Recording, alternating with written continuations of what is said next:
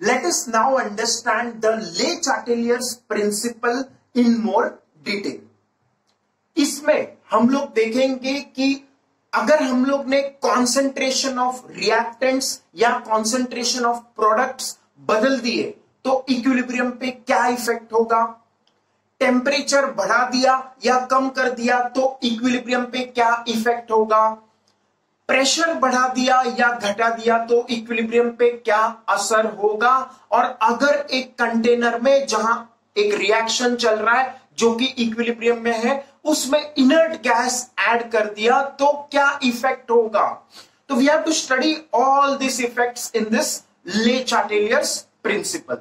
तो पहले हम लोग स्टडी करते हैं effect of change in concentration. तो मान लीजिए जैसे हमारे पास एक रिएक्शन है जिसमें reactants are converting into products. Reactants products में बन रहे हैं और because this is equilibrium product भी रिएक्टेंट बन रहे हैं. It is two way, reactant product बन रहे हैं और प्रोडक्ट वापस रिएक्टेंट बना रहे हैं. ये एक डायनामिक सिचुएशन है which is known as chemical equilibrium. अब अगर हम लोग ने इस स्थिति में रिएक्टेंट्स का कॉन्सेंट्रेशन बढ़ा दिया, if I increase the concentration of the reactants, तो हम लोग ने ले चाटेलियर्स प्रिंसिपल में देखा था कि ये चेंज को अपोज करता है. It is like inertia in chemistry. जैसे हम लोग एक बॉडी अगर रेस्ट पे है उसको अगर फोर्स लगा दे तो वो मोशन नहीं करना चाहता, वो उसका टेंडेंसी है कि रेस्ट का स्टेट मेंटेन करे. तो वैसे ही एक रिएक्शन है जिसमें reactants are converting into products and products are converting into reactants. अगर मैंने किसी तरह से रिएक्टेंट्स का कॉन्सेंट्रेशन बढ़ा दिया तो ये सिस्टम को अच्छा नहीं लगेगा. सिस्टम चाहेगा कि चेंज को अपोज करना. मैंने रिएक्टेंट्स बढ़ा दिए, सिस्टम चाहेगा कि रिएक्टेंट्स कम हो जाए. अब रिएक्टेंट्स तो वो कम नहीं कर सकता क्योंकि मैंने तो रिएक्टेंट्स खुद अपने हाथों से डाला है. तो उस केस में वो कोशिश करेगा कि रिएक्टेंट्स कम करने के लिए ये रिएक्शन आगे हो जाए, रिएक्शन आगे जाए, फॉरवर्ड डायरेक्शन में जाए, मतलब रिएक्टेंट्स कन्वर्ट हो जाए इनटू प्रोडक्ट्स. तो when we increase the concentration of the reactants to decrease the reactant concentration, the reaction will proceed in forward direction, मतलब रिएक्टेंट्स प्रोडक्ट में कन्वर्ट हो जाएंगे. Similarly if I do the other way round, अगर मैं products का concentration बढ़ा देता हूं तो रिएक्शन को यह भी अच्छा नहीं लगेगा कि प्रोडक्ट का कॉन्सेंट्रेशन बढ़ गया. तो इसीलिए ये रिएक्शन चाहेगा कि प्रोडक्ट का कॉन्सेंट्रेशन कम हो जाए. वो कम करने के लिए, प्रोडक्ट कम होने के लिए ये रिएक्शन बैकवर्ड डायरेक्शन में जाएगा, मतलब प्रोडक्ट कन्वर्ट हो जाएंगे रिएक्टेंट्स में. तो do you understand this simple logic? अगर मैंने एक केमिकल इक्विलिब्रियम में रिएक्शन है जिसमें reactants are converting into product and products are converting into reactant, both are at the same rate, जिसे हम केमिकल इक्विलिब्रियम कहते हैं. और उस स्थिति में अगर मैंने रिएक्टेंट्स डाल दिए तो कॉन्सेंट्रेशन ऑफ रिएक्टेंट्स बढ़ गया, तो सिस्टम चाहेगा कि कॉन्सेंट्रेशन ऑफ रिएक्टेंट्स कम हो जाए, उसके लिए वो रिएक्टेंट्स को प्रोडक्ट में बना लेगा. तो ऐसा हमारे पास यहां पे ये रिएक्शन हो जाएगा जिसमें फॉरवर्ड रिएक्शन होगा if I increase the concentration of reactants, and backward reaction होगा if I increase the concentration of the products. To understand this more better, let us take the example of this in the previous section जो हम लोग ने देखा था, nitrogen plus hydrogen giving ammonia which is a equilibrium reaction, एक reversible reaction था. तो अगर इक्विलिब्रियम अटेन हो चुका है मान लो 30 मिनट्स पे, ओके, अब रिएक्शन इक्विलिब्रियम में है, नाइट्रोजन भी है, हाइड्रोजन भी है, अमोनिया भी है, तीनों ही गैसेस प्रेजेंट है इक्विलिब्रियम में. तीनों का अपना अपना कुछ तो कांस्टेंट वैल्यू ऑफ कॉन्सेंट्रेशंस है. अब अगर मैंने रिएक्टेंट्स का कॉन्सेंट्रेशन बढ़ा दिया, मतलब कहीं से मैंने नाइट्रोजन और हाइड्रोजन ऐड कर दिया, तो क्या होगा, रिएक्टेंट्स का कॉन्सेंट्रेशन बढ़ जाएगा. तो सिस्टम ये चाहेगा कि रिएक्टेंट्स का कॉन्सेंट्रेशन ना बढ़े, इसीलिए वो फॉरवर्ड रिएक्शन लेके जाएगा. Nitrogen hydrogen will combine and form ammonia. तो hence the concentration of nitrogen and hydrogen will decrease relatively. तो इसीलिए फॉरवर्ड रिएक्शन फेवर होता है अगर रिएक्टेंट्स का कॉन्सेंट्रेशन बढ़ा दो, और बैकवर्ड रिएक्शन फेवर होगा अगर प्रोडक्ट्स का कंसंट्रेशन बढ़ा दो। जैसे इसी कंटेनर में अगर मैं अमोनिया डाल दूं तो अमोनिया प्रोडक्ट में था, प्रोडक्ट का कंसंट्रेशन बढ़ गया, प्रोडक्ट का कंसंट्रेशन बढ़ गया तो सिस्टम चाहेगा कि प्रोडक्ट का कंसंट्रेशन कम हो जाए, इसीलिए वो बैकवर्ड रिएक्शन कर देगा and we will have again backward reaction in which we will form nitrogen and hydrogen from ammonia. तो ये रिएक्शन तो सबको याद ही होगा, nitrogen plus 3 hydrogen giving 2 moles of ammonia, ये सब गैसियस फॉर्म में है। If I increase the concentration of nitrogen hydrogen, forward reaction होगा, अमोनिया बनेगा। If I increase the concentration of ammonia, backward reaction होगा और हमें नाइट्रोजन हाइड्रोजन मिलेगा। So this is the first effect in which we have seen the effect of change in concentration of reactants or products. Moving on to our next effect, which is the effect of temperature. Temperature का effect समझने के लिए हम लोग एक example लेते हैं। जैसे अगर एक सिस्टम है, मान लो यही हमारे पास सिस्टम है, nitrogen and hydrogen combining to give ammonia. अब नाइट्रोजन एंड हाइड्रोजन जब कंबाइन होते हैं और अमोनिया बनाते हैं तो वो एक एक्सोथर्मिक रिएक्शन है। It is a exothermic reaction. Nitrogen and hydrogen forming ammonia is a exothermic reaction. तो अगर ये एक्सोथर्मिक रिएक्शन है और उस केस में अगर मैंने टेम्परेचर कम कर दिया, suppose I decrease the temperature of this system, तो मैंने क्या किया, ये इक्विलिब्रियम आ चुका था, 30 मिनट्स पे इक्विलिब्रियम आ चुका है। अब टेम्परेचर जो पहले मान लो ये रिएक्शन हो रहा था रूम टेम्परेचर पे, मान लो जो भी पहले टेम्परेचर था T1, उसको मैंने घटा के कर दिया, कम टेम्परेचर कर दिया। तो टेम्परेचर कम हो गया तो रिएक्शन क्या चाहेगा, रिएक्शन चाहेगा कि टेम्परेचर बढ़ जाए। अगर मैंने टेम्परेचर कम किया तो ये सिस्टम चाहेगा कि टेम्परेचर बढ़ जाए। तो टेम्परेचर बढ़ाने के लिए ये नाइट्रोजन हाइड्रोजन कंबाइन होंगे और अमोनिया बना देंगे। जैसे ही अमोनिया बनेगा हमारे पास हीट रिलीज होगा, हीट रिलीज होने की वजह से सिस्टम का टेम्परेचर फिर से बढ़ जाएगा। So let me explain you once again. अगर हम लोग ये देखते हैं जो हम लोग ने पहले भी रिएक्शन देखा है, nitrogen plus hydrogen giving ammonia, यह हमारे पास रिएक्शन है। ओके, मान लो ये एक्सोथर्मिक रिएक्शन है, तो एक्सोथर्मिक रिएक्शन है तो यहां पे अमोनिया के साथ साथ हमें हीट मिलेगा। हीट को हम लोग ट्रायंगल से दिखाते हैं। तो ये एक्सोथर्मिक रिएक्शन है। अब इस रिएक्शन जब हम लोग कर रहे थे, अगर मैंने टेम्परेचर घटा दिया, टेम्परेचर घटा दिया, तो टेम्परेचर घटाने पे सिस्टम क्या चाहेगा, ये जो सिस्टम है हमारे पास नाइट्रोजन हाइड्रोजन का कंटेनर जहां पे अमोनिया बन रहा है, ये चाहेगा कि टेम्परेचर बढ़ जाए। टेम्परेचर कब बढ़ेगा, जब ये रिएक्शन फॉरवर्ड डायरेक्शन में होगा, और फॉरवर्ड डायरेक्शन में होते ही एक्सोथर्मिक रिएक्शन है इसीलिए हमें हीट मिलेगा। तो heat will be released and temperature will increase. तो we can say lowering of temperature ये फेवर होता है एक्सोथर्मिक रिएक्शन के लिए।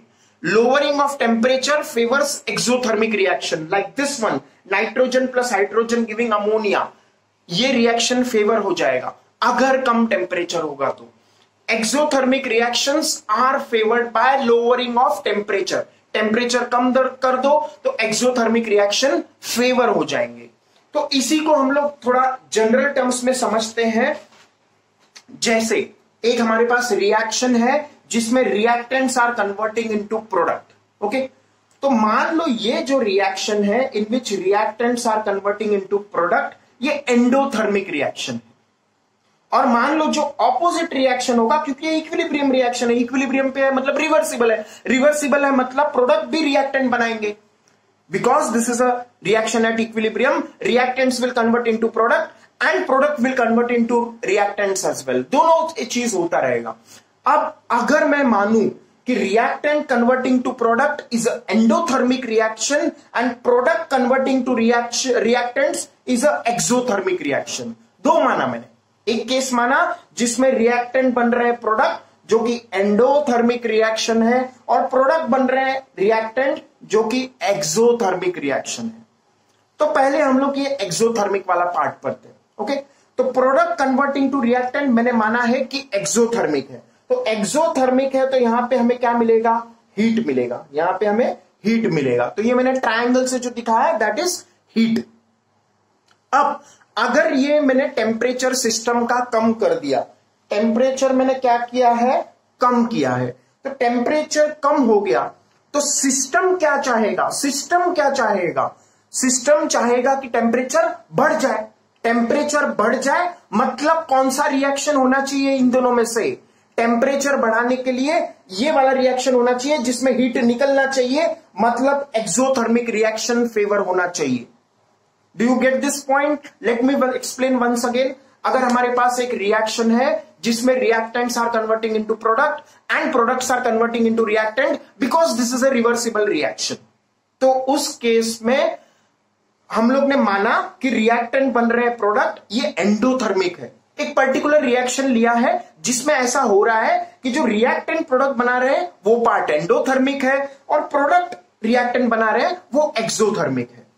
अगर प्रोडक्ट रिएक्टेंट बना रहे हैं वो पार्ट एक्सोथर्मिक है तो एक्सोथर्मिक में हीट निकलना चाहिए, तो वो हीट को मैंने दिखाया ट्रायंगल से।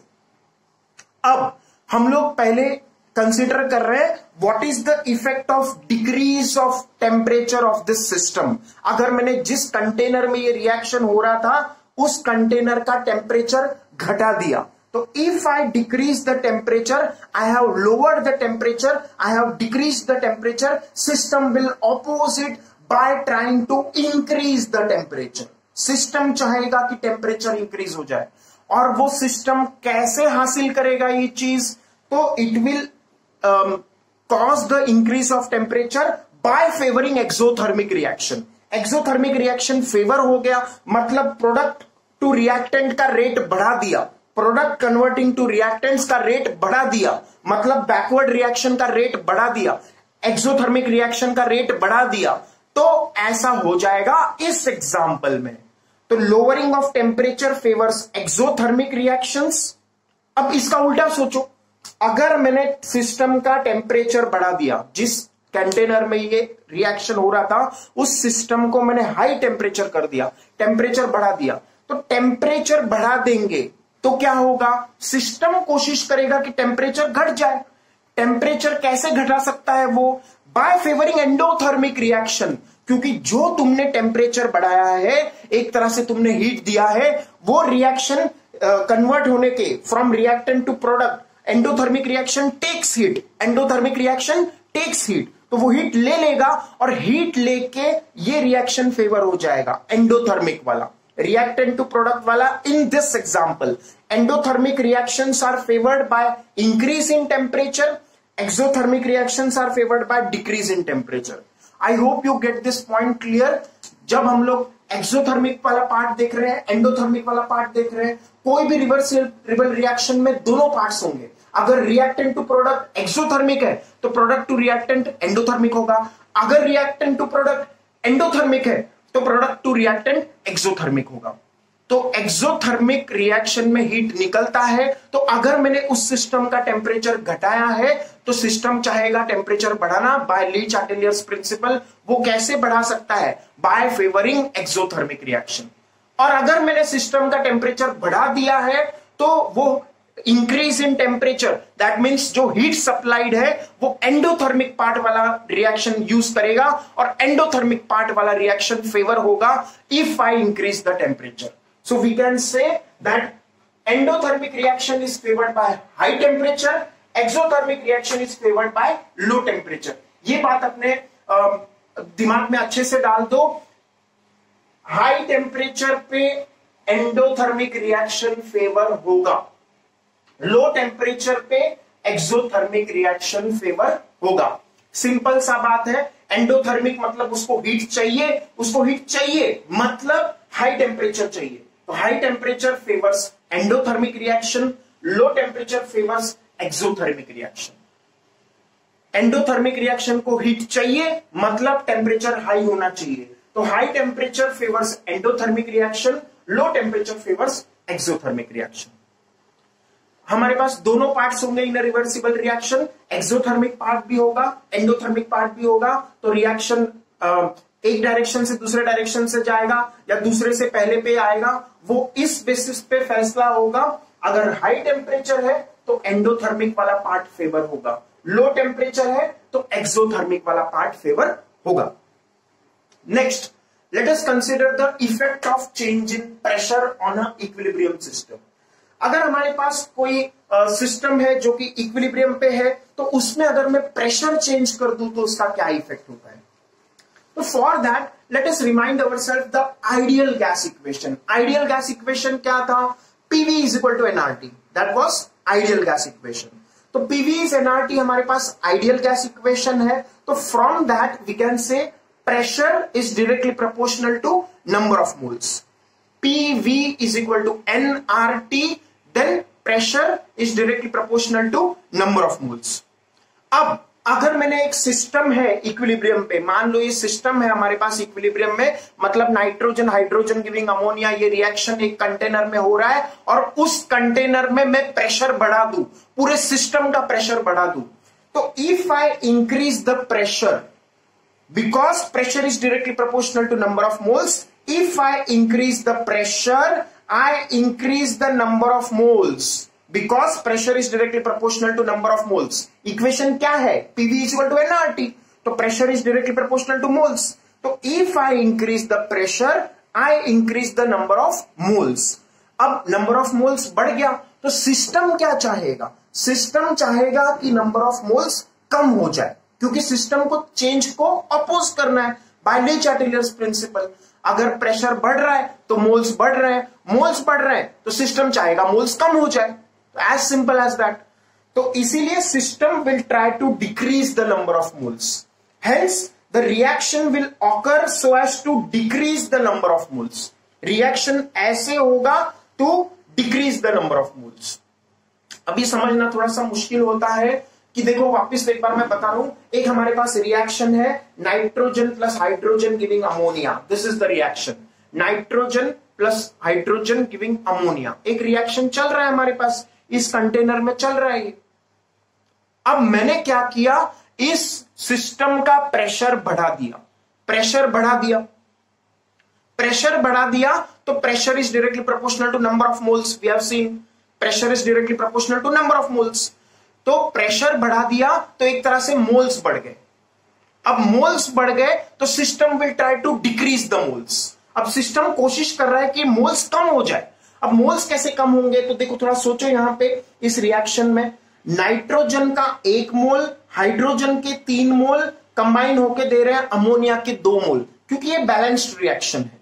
1 mole of nitrogen combines with 3 mole of hydrogen to give 2 moles of ammonia. अब मैंने प्रेशर बढ़ा दिया, जब ये रिएक्शन हो रहा था nitrogen plus hydrogen giving ammonia ये कंटेनर में, तो मैंने इस कंटेनर में प्रेशर बढ़ा दिया। अब प्रेशर बढ़ा दिया मतलब मोल्स बढ़ गए। अब मोल्स बढ़ गए तो सिस्टम चाहेगा मोल्स कम हो, सिस्टम चाह रहा है मोल्स कम हो। मोल्स कम कैसे होंगे, देखो थोड़ा सोचो, रिएक्टेंट्स में हमारे पास 4 मोल्स है, 1 मोल नाइट्रोजन का, 3 मोल हाइड्रोजन के, और प्रोडक्ट्स में हमारे पास 2 मोल है अमोनिया के। ओके, तो सिस्टम देखो, हम लोग ने प्रेशर बढ़ाया है, इस कंटेनर में हमने प्रेशर बढ़ा दिया, प्रेशर बढ़ा दिया तो मोल्स बढ़ गए, मोल्स बढ़ गए तो सिस्टम चाह रहा है मोल्स कम हो जाए। अब मोल्स कम कैसे होंगे, रिएक्टेंट में तो 4 मोल है हमारे पास और प्रोडक्ट में हमारे पास 2 मोल है, तो मोल्स कम करने के लिए 4 से 2 जाना चाहिए या 2 से 4 जाना चाहिए। थोड़ा सोचो वापस, ये रिएक्शन हो रहा है, इस कंटेनर में जहां रिएक्शन हो रहा है वहां मैंने प्रेशर बढ़ा दिया, प्रेशर बढ़ गया तो नंबर ऑफ मोल्स बढ़ गया, because pressure is directly proportional to number of moles. तो मोल्स बढ़ गए तो सिस्टम चाह रहा है मोल्स कम हो। मोल्स कम करने के लिए 4 से 2 जाना चाहिए या 2 से 4 आना चाहिए। मोल्स कम करने के लिए 4 से 2 जाना चाहिए या 2 से 4 आना चाहिए। ऑफ कोर्स 4 से 2 जाना चाहिए, 4 से 2 जाना चाहिए मतलब फॉरवर्ड डायरेक्शन में जाना चाहिए reaction. The reaction should go towards forward direction. वापस सोचो एक बार, देखो हमारे पास क्या है, effect of pressure on equilibrium देख रहे हैं हम लोग। तो एक कंटेनर है जिसमें नाइट्रोजन है, हाइड्रोजन है, and it is in equilibrium with ammonia. तो ये रिएक्शन हो रहा है, 1 mole of nitrogen is combining with 3 moles of hydrogen to give 2 mole of ammonia. अब टोटल मोल्स ऑफ रिएक्टेंट्स कितने हैं?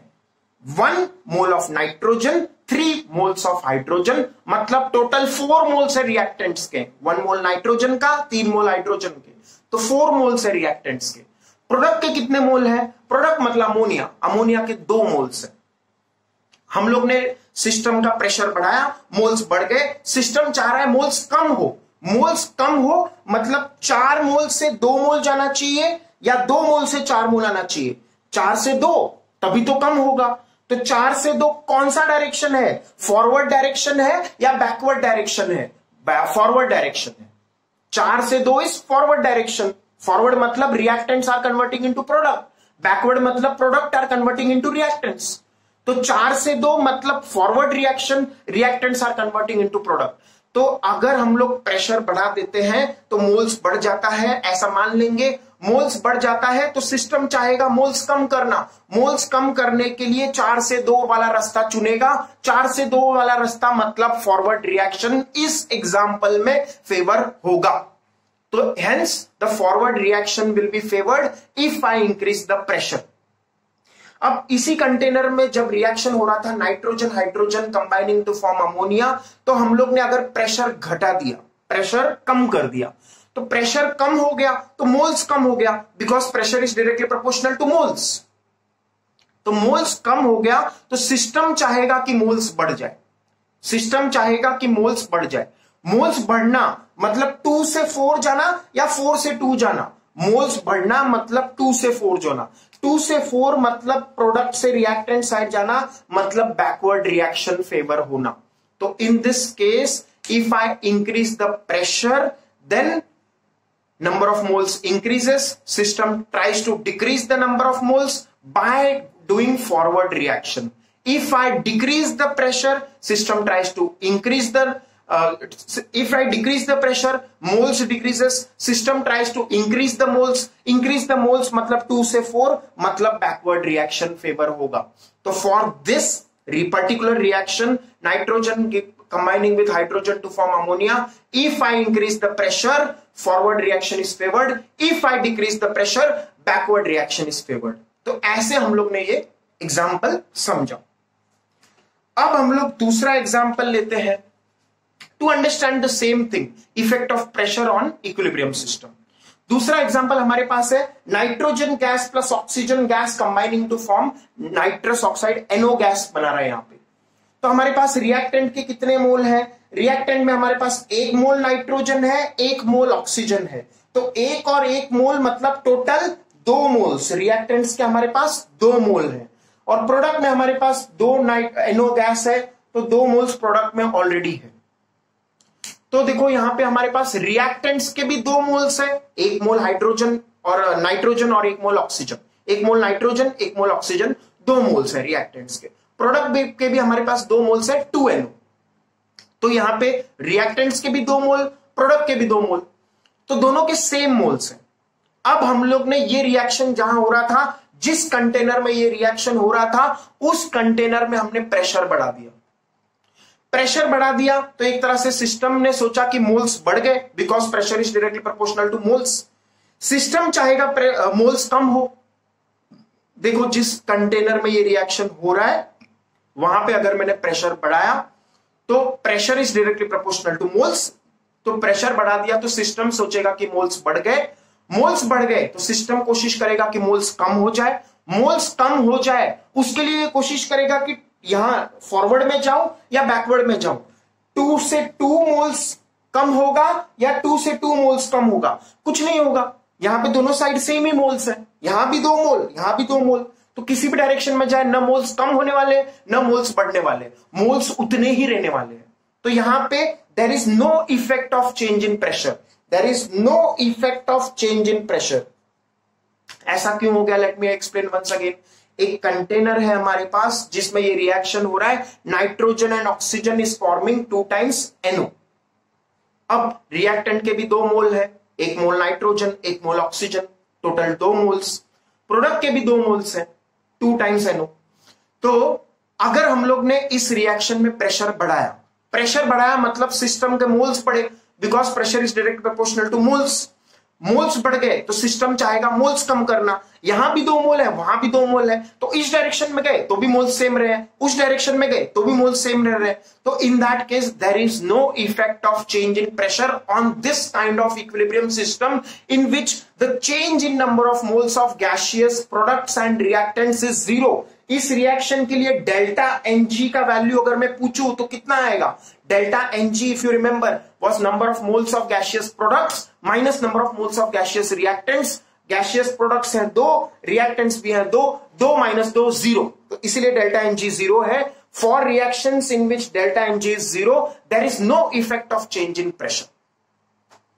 Late us see our third example. अब हम लोग थर्ड एग्जांपल का बात करते हैं। Decomposition of PCl5, phosphorus pentachloride है हमारे पास PCl5 गैस फॉर्म में, ये फॉस्फोरस ट्राइक्लोराइड दे रहा है गैस फॉर्म में, और क्लोरीन गैस दे रहा है वो भी गैस फॉर्म में ही है, तो all are in gaseous form. तो अगर मैं पूछूं कि इसमें रिएक्टेंट्स के कितने मोल हैं, तो रिएक्टेंट का हमारे पास एक ही मोल है, 1 मोल PCl5, रिएक्टेंट का एक ही मोल है, देखो एक ही मोल है। प्रोडक्ट के कितने मोल है? एक PCl3 और एक क्लोरीन, 1 + 1 कितना होता है? 2 मोल्स। प्रोडक्ट के हमारे पास अब ज्यादा मोल्स हैं, यहां पे प्रोडक्ट ज्यादा है, there is more product. Product के 2 मोल्स है, रिएक्टेंट के एक ही मोल है इन गैसियस फॉर्म। ओके, तो इसीलिए डेल्टा एनजी का वैल्यू आएगा moles of gaseous products which is 1 + 1 which is 2 minus moles of gaseous reactants which is 1, तो 2 - 1 बिकम्स 1। ओके, तो अब हम लोग फिर से वही बात करते हैं। अगर ये कंटेनर है जिसमें ये रिएक्शन हो रहा है, PCl5 is decomposing into PCl3 and chlorine gas, and if I increase the pressure, pressure को मैं बढ़ा दूं, प्रेशर बढ़ने से मोल्स बढ़ जाते हैं, सिस्टम के मोल्स बढ़ जाते हैं, because pressure is directly proportional to number of moles. अब नंबर ऑफ मोल्स बढ़ गए तो सिस्टम चाहेगा कि मोल्स कम हो जाए। मोल्स सिस्टम के कम कैसे होंगे? देखो, रिएक्टेंट के हमारे पास 1 मोल है, प्रोडक्ट के हमारे पास 2 मोल्स है, प्रोडक्ट में 1 और 1 2 मोल्स है, रिएक्टेंट का 1 मोल, प्रोडक्ट के 2 मोल्स। हमने प्रेशर बढ़ाया तो pressure is directly proportional two moles, तो मोल्स बढ़ गए सिस्टम के। सिस्टम चाह रहा है कि मोल्स कम हो। मोल्स कम होने का रास्ता कौन है? 2 से 1 या 1 से 2, 2 से 1 या 1 से 2। तो ऑफकोर्स कम होने के लिए 2 से 1 आना पड़ेगा। 2 से 1 मतलब बैकवर्ड रिएक्शन फेवर होगा। कौन सा रिएक्शन फेवर होगा? Backward reaction. So if I increase the pressure in this reaction then backward reaction is favoured. Similarly, if I decrease the pressure, number of moles of system decreases, system tries to increase the moles मतलब 1 से 2, तो forward reaction favor होगा, उल्टा हो जाएगा। तो if I increase the pressure in this reaction, backward reaction is favored. If I decrease the pressure in this system, then forward reaction is favored. तो हमारे पास अलग अलग रिजल्ट्स आ रहे हैं यहां पे। तो हम लोग को अगर रटना नहीं है, ऐसा सोच के करना है। देखो, जैसे हम लोग ने अमोनिया फॉर्मेशन का एग्जांपल लिया था, उसमें डेल्टा एनजी कितना था? Number of moles of gaseous products which is 2 minus gaseous reactants which is 1 + 3 which is 4 -2। अगर डेल्टा एनजी नेगेटिव है और मैं प्रेशर बढ़ा देता हूं, तो फिर कौन सा रिएक्शन फेवर होता है? प्रेशर बढ़ा, मोल्स बढ़ा सिस्टम का, तो मोल्स कम करने की कोशिश करेगा सिस्टम। मोल्स कम करने के लिए 4 से 2 जाएगा, मतलब फॉरवर्ड रिएक्शन होगा, यहां पे फॉरवर्ड रिएक्शन होगा। If I increase the pressure in this case for this reaction formation of ammonia, if I increase the pressure then forward reaction is favoured. फिर सेकेंड एग्जाम्पल हम लोग ने देखा, nitrogen plus oxygen giving NO gas, तो उस case में there is no effect of increase और decrease in pressure. Third example हम लोग ने देखा, PCl5 decomposing to PCl3 + Cl2, इसमें अगर हम लोग प्रेशर बढ़ा देते हैं तो बैकवर्ड रिएक्शन फेवर होता है। तो फर्स्ट केस में फॉर्मेशन ऑफ अमोनिया में प्रेशर इंक्रीज करने पे फॉरवर्ड रिएक्शन फेवर होगा। Second example, nitrogen plus oxygen giving NO, pressure increase करने पे there is no effect. Third example, decomposition of PCl5 into PCl3 and Cl2, if I increase the pressure then backward reaction is favored। तो ये reaction का हम लोग को सोच समझ के करना पड़ेगा। डेल्टा एन जी का वैल्यू सोच के करना पड़ेगा। सिंपल सा कॉन्सेप्ट है, if I increase the pressure the system का मोल्स इंक्रीजेस, ऐसा हम सोचेंगे। और मोल्स इंक्रीज हो गए सिस्टम के तो सिस्टम चाहेगा मोल्स घटाना। मोल्स घटाने के लिए वो जिस डायरेक्शन में भी जाना चाहे वहां जाएगा। रिएक्टेंट टू प्रोडक्ट या प्रोडक्ट टू रिएक्टेंट, तुम्हें मोल्स ऑफ गैसियस रिएक्टेंट्स अलग से निकालने हैं, मोल्स ऑफ गैसियस प्रोडक्ट्स अलग से निकालने हैं, और जो साइड में जाना है वो जा सकता है। If I increase the pressure moles of system increases and it will tries to decrease the moles. Decrease the moles मतलब हायर मोल्स से लोअर मोल्स की तरफ वो जाएगा। If I decrease the pressure, then in that case system के moles कम हो गए, ऐसा मान लेंगे। सिस्टम के मोल्स बढ़ गए तो सिस्टम चाहेगा कि मोल्स बढ़ जाए, सिस्टम वो चाहेगा मोल्स बढ़ जाए। कैसे हो सकता है? वो उस डायरेक्शन में जाएगा जिस डायरेक्शन में मोल्स बढ़ रहे हैं। तो ऐसा हमारा ये effect of change of pressure है ऑन इक्विलिब्रियम। फिर उसके अलावा हम लोग बात करते हैं इफेक्ट ऑफ कैटलिस्ट। तो we have seen previously as well, catalyst does not catalyst will have no effect on the state of equilibrium. Catalyst सिर्फ रेट ऑफ रिएक्शन बढ़ा देता है, रेट ऑफ फॉरवर्ड रिएक्शन भी बढ़ाएगा, रेट ऑफ बैकवर्ड रिएक्शन भी बढ़ाएगा। जैसे हम लोग ने एग्जांपल लिया फॉर्मेशन ऑफ अमोनिया, जैसे हमारे पास नाइट्रोजन और hydrogen combining to form ammonia, ये जो रिएक्शन है इसमें मान लो 30 मिनट्स लग रहे हैं हम लोग को ये इक्विलिब्रियम पे आने के लिए। अगर मैं इसमें कैटलिस्ट डाल दूं, इसमें कैटलिस्ट है iron in the presence of molybdenum होता है, बट ठीक है हम लोग आयन मान लेते हैं फिलहाल। Iron in the presence of small amount of molybdenum is the catalyst for this reaction and this is known as Haber's process for formation of ammonia. इसको बोलते हैं Haber's process for formation of ammonia. तो ये जो हमारा reaction है, अगर हम लोग कैटलिस्ट डाल देंगे तो फॉरवर्ड रिएक्शन भी उतना ही तेजी से वो स्पीड बढ़ा देगा, बैकवर्ड रिएक्शन का स्पीड भी वो बढ़ा देगा। अब कैटलिस्ट कैसे काम करता है, रेट ऑफ रिएक्शन कैसे बढ़ाता है, तो ये हम लोग को अलग चैप्टर में देखना है विच इज केमिकल काइनेटिक्स। तो वहां पे केमिकल काइनेटिक्स में हम लोग देखेंगे रेट ऑफ रिएक्शन का फॉर्मूला क्या है और उसके ग्राफ्स कैसे दिखते हैं। तो all that we will see in another chapter which is chemical kinetics. But what now we have to understand for now is catalyst will only speed up both the reactions. The forward reaction will be speeded up, the backward reaction will also be speeded up, and we will attain equilibrium quickly. But catalyst has no effect on the state of equilibrium.